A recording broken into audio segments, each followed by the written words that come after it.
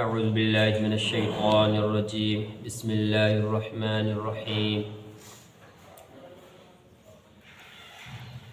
وقالوا لو شاء الرحمن ما عبدناهم ما لهم بذلك من علم انهم الا يخرصون۔ ان مکہ کے مشرکوں نے کہا کہ اگر اللہ تعالیٰ چاہتے تو ہم ان مورتیوں کی عبادت نہیں کرتے۔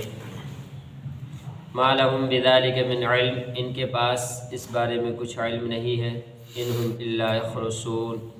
یہ لوگ محض اٹکل کی باتیں کر رہے ہیں۔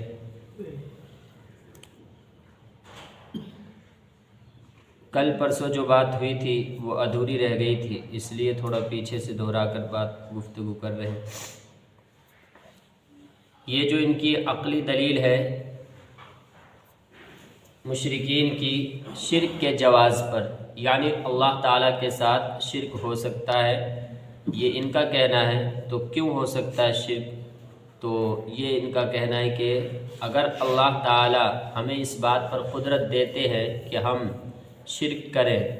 اور ہم برسوں سے شرک کرتے ہوئے آ رہے ہیں، ہمارے ساتھ کچھ بھی نہیں ہوا، تو یہ اس بات کی دلیل ہے کہ اللہ کو ہمارا شرک پسند ہے، اور اس لیے ہمیں شرک کرنے دے رہے ہیں، ہمیں کسی عذاب میں مبتلا نہیں کر رہے ہیں۔ تو اس کا جواب دیا ما لہم بذلک من علم، ان کو اس بارے میں کوئی علم نہیں۔ یہ عقلی دلیل، عقائد کے باب میں اگر عقل کی دلیل لی بھی جاتی ہے تو اس وقت جب کہ وہ مسلم ہو، ہر آدمی اس کو مانتا ہو، ہر آدمی کے عقل و شعور میں آنے والی بات ہو، تب وہ عقلی دلیل کام آتی ہے۔ لیکن یہ بات تو مختلف ہی پہلے سے ہی ہے کہ پہلے کی کوئی تعلیمات اس جیسی نہیں کہ جس میں شرک کی تعلیم ہو۔ ما لہم بذلک من علم، اس کے پاس اس بارے میں کوئی علم نہیں، یعنی اللہ نے بندوں کو جن جن چیزوں پر قدرت دیا ہے وہ ساری چیزیں اللہ کو پسند ہو، یہ دلیل تم نے کہاں سے بنا لیا؟ یہ دلیل نہیں بنے گی۔ قرآن کریم میں مختلف جگہوں پر اور دیگر جو پہلے کی تعلیمات تھی قرآن کریم سے پہلے کی انبیاء کرام کی، وہ بھی ان میں بھی یہ بات تو کہیں نہیں ملتی کہ جن چیزوں پر اللہ نے قدرت دی ہے وہ سب کے سب جائز ہی ہو اور وہ سب کے سب اللہ کو پسند ہی ہو۔ اگر ایسا ہوا تو پھر سارے گناہ جائز ہو جائیں گے۔ ہر گناہ، شراب پینے والا یہی کہے گا کہ اللہ تعالیٰ نے ہمیں شراب پینے پر قدرت دی ہے، اس کا مطلب ہے اللہ کو ہمارا شراب پینا پسند ہے۔ ایسے ہی چوری کرنے والا، ڈاکہ ڈالنے والا، سب کے سارے گناہ جائز ہو جائیں گے، کیونکہ اللہ نے ان کو قدرت دی ہے۔ تو قدرت کا دینا ہوتا ہر کام اللہ کی مشیت سے ہی ہے، لیکن اللہ کی رضا بھی اس میں شامل ہے، یہ ضروری نہیں۔ انہم الا یخرصون، یہ محض ان کی اٹکل کی باتیں ہیں، ان کے پاس دلیل کوئی نہیں۔ ام آتیناہم کتابا من قبلہ فہم بہ مستمسکون، یا ہم نے ان کو اس قرآن کریم سے پہلے کوئی کتاب دی ہے کہ جس کو یہ لوگ دلیل بنا رہے ہیں اور جس کو یہ لوگ مضبوطی سے پکڑے ہوئے ہیں۔ ان کے پاس کوئی کتاب نہیں۔ قرآن کریم سے پہلے کتابیں نازل ہوئی ہے، تورات، انجیل، زبور، لیکن وہ ان مکہ والوں کے پاس نہیں، وہ یہود و نصارہ کے پاس ہے۔ ان کے پاس حضرت ابراہیم علیہ السلام کی تعلیمات ہونی چاہیے تھی کیونکہ یہ انہی کے اولادوں میں سے ہے، لیکن ان کے پاس ان کی تعلیمات بھی باقی نہیں رہی، کیونکہ وہ تو ایک نمبر کے موحد تھے، توحید پرست تھے، اور انہوں نے مکہ کے اندر توحید کی بنیاد رکھی، خانہ کعبہ کی تعمیر کی ہے، اور یہ لوگ اپنے دادا کی تعلیمات کو بھلا کر شرک کے اندر مبتلا ہو گئے اور شرک کو ہی جائز ٹھہرانے لگے۔ تو ان کے پاس کوئی دلیل نہیں ہے پہلے سے۔ بل قالوا انا وجدنا آباءنا علی امۃ وانا علی آثارہم مقتدون، بلکہ ان لوگوں نے کہا، یعنی اللہ نے ان کو کوئی کتاب نہیں دی تو پھر یہ لوگ دلیل کہاں سے بنا رہے؟ دلیل ان کی یہ ہے کہ انہوں نے کہا ہم نے اپنے آباء و اجداد کو ایک مذہب پر، ایک دین پر پایا ہے، اور ہم انہی کے نشان قدم پر راہیاب ہیں۔ یہ اپنے باپ داداؤں کے اندھی تقلید کو راہیابی سمجھتے ہیں، دینداری سمجھتے ہیں کہ یہی اصل دین ہے، تو یہ ان کی گمراہی کا ایک سبب ہے، اور ان لوگوں نے اسی کو ہدایت سمجھ لیا ہے۔ وَكَذَلِكَ مَا أَرْسَلْنَا مِن قَبْلِكَ فِي قَرْيَةٍ مِّن نَّذِيرٍ إِلَّا قَالَ مُتْرَفُوهَا إِنَّا وَجَدْنَا آبَاءَنَا عَلَىٰ أُمَّةٍ وَإِنَّا عَلَىٰ آثَارِهِم مُّقْتَدُونَ۔ اور اسی طرح جن نبیوں کو بھی ہم نے آپ سے پہلے کسی بستی کے اندر ڈرانے والا بنا کر بھیجا ہے، تو اس بستی کے خوشحال لوگوں نے یہی کہا تھا کہ ہم نے اپنے آباء و اجداد کو ایک مذہب پر پایا ہے اور ہم انہی کی نشان قدم کی پیروی کر رہے ہیں، اقتدا کر رہے ہیں، انہی کے پیچھے چل رہے ہیں۔ تو یہ بات تو پہلے کے گمراہ لوگوں نے بھی کہی تھی، تو کیا ان کا یہ کہنا درست تھا اور ان کے یہ کہنے کی وجہ سے وہ راہیاب تھے؟ اگر ایسا تھا تو پھر اللہ نے ان کو عذاب میں کیوں مبتلا کیا؟ تو یہ بات تو پہلے لوگوں نے بھی کہی کہ ہم اپنے آباء و اجداد کے مذہب پر ہیں اور انہی کے نشان قدم کی پیروی کر رہے ہیں۔ پھر پیغمبر نے کہا قال اولو جئتکم باہدی مما وجدتم علیہ آباءکم قالوا انا بما ارسلتم به کافرون۔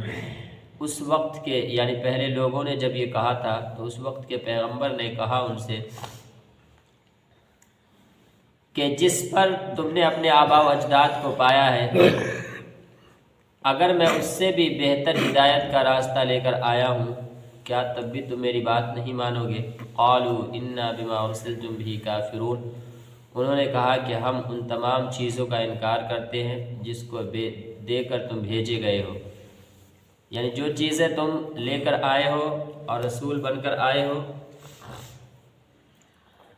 ہم تمہاری تعلیمات کا انکار کرتے مانتے ہی نہیں، ہم تو اپنے آباء و اجداد کے ہی دین پر رہیں گے، جو انہوں نے ہمیں دیا اسی کو مانیں گے۔ فانتقمنا منہم فانظر کیف کان عاقبۃ المکذبین۔ تو ہم نے ان سے بدلہ لیا، تو دیکھو کیسا رہا جھٹلانے والوں کا انجام۔ یعنی جو لوگ اپنے باپ داداؤں کی انجی تقلید پر ڈٹے رہے، اڑے رہے اور انبیاء کرام کی باتوں کا وہ انکار کرتے رہے، ماننے کے لیے راضی نہیں ہوئے، تو پھر ہم نے ان کو سزا کے اندر مبتلا کر دیا، عذاب کے اندر مبتلا کر دیا اور دنیا کے اندر سے ان کو ہلاک و برباد کر دیا۔ اور یہ سب تاریخ کتابوں کے اندر محفوظ ہے۔ بڑی بڑی قومیں جیسے فرعونیوں کی قوم فرعون ہے، نمرود ہے، قوم لوط ہے، قوم عاد و سمود ہے، تو یہ سب کے سب اگرچہ طاقت و قوت والے تھے لیکن اللہ کی نافرمانیوں پر ڈٹے رہے، انبیاء کرام کی بات ماننے کے لیے راضی نہیں ہوئے، تو پھر ہم نے ان سب کو سزا دی ان کے گناہوں کی وجہ سے۔ تو فانظر کیف کان عاقبۃ المکذبین، تو دیکھو کیسا رہا ان جھٹلانے والوں کا انجام۔ وَإِذْ قَالَ إِبْرَاهِيمُ لِأَبِيهِ وَقَوْمِهِ إِنَّنِي بَرَاءٌ مِّمَّا تَعْبُدُونَ إِلَّا الَّذِي فَطَرَنِي فَإِنَّهُ سَيَهْدِينِ وَجَعَلَهَا كَلِمَةً بَاقِيَةً فِي عَقِبِهِ لَعَلَّهُمْ يَرْجِعُونَ۔ اور وہ وقت بھی یاد کرنے کے قابل ہے کہ جب حضرت ابراہیم علیہ السلام نے اپنے والد سے اور اپنی قوم کے لوگوں سے کہا تھا کہ میں ان تمام چیزوں سے بیزار ہوں کہ جس کی تم عبادت کرتے ہو، سوائے اس ذات کے کہ جس نے مجھے پیدا کیا، اور یقیناً وہی مجھے راہیاب کرے گا، راستہ مجھے بتائے گا۔ اور انہوں نے اس بات کو، عقیدہ توحید والی بات کو اپنی نسل کے اندر باقی رہنے والی بات بنا دیا تاکہ لوگ توحید کی طرف رجوع ہو سکے اور کفر و شرک سے بچ سکے۔ یہ مثال کے طور پر ان کو سنایا گیا مکہ کے مشرکین کی، اگر تم یہ کہتے ہی ہو کہ ہم اپنے آباء و اجداد کے دین و مذہب پر ہیں، تو تمہارے حقیقی دادا جد امجد حضرت ابراہیم حضرت اسماعیل ہے، وہیں سے تمہارا یہ مکہ آباد ہوا ہے اور سارے کے سارے لوگ انہی کے اولادوں میں سے ہو، تو دینی اعتبار سے بھی تمہارے مقتدا تمہارے پیشوا حضرت ابراہیم ہے۔ اگر تمہارا یہ کہنا ٹھیک ہے کہ ہم اپنے باپ داداؤں کی تقلید کرتے ہیں تو حضرت ابراہیم کی تقلید کرو، وہ شرک نہیں کرتے تھے، وہ تو توحید پرست تھے، ان کا نام تو بت شکن، بتوں کو توڑنے والے تھے، انہوں نے اپنے قوم سے بغاوت کی، اپنے گھر بار سے اپنے ماں باپ کو چھوڑا، صرف اور صرف اس لیے کہ وہ ایک خدا کی عبادت کر سکے، اور تم جو ان کے نام لیوا ہو اور پھر کفر و شرک بھی کرتے ہو، تو یہ کیسا تمہارا دین ہے؟ یہ ان کے سبق کے طور پر۔ اور حضرت ابراہیم علیہ السلام کی وہ خصوصیت کو یہاں بیان بھی کر دیا، وَإِذْ قَالَ إِبْرَاهِيمُ لِأَبِيهِ وَقَوْمِهِ، کہ وہ وقت واقعی ذکر کرنے اور یاد کرنے کے قابل ہے جب حضرت ابراہیم علیہ السلام نے اپنے والد اور اپنی قوم سے کہا تھا کہ میں تم سے بیزار ہوں، تمہارے ان تمام معبودوں سے جن کی تم عبادت کرتے ہو، جتنی مورتیاں تھیں ان کی اور وہ لوگ ان کو پوجتے تھے۔ حضرت ابراہیم علیہ السلام کا واقعہ جو قرآن کریم میں مختلف جگہوں پر تفصیلی طور پر آیا ہے، یہاں پہ صرف اتنی سی بات ہے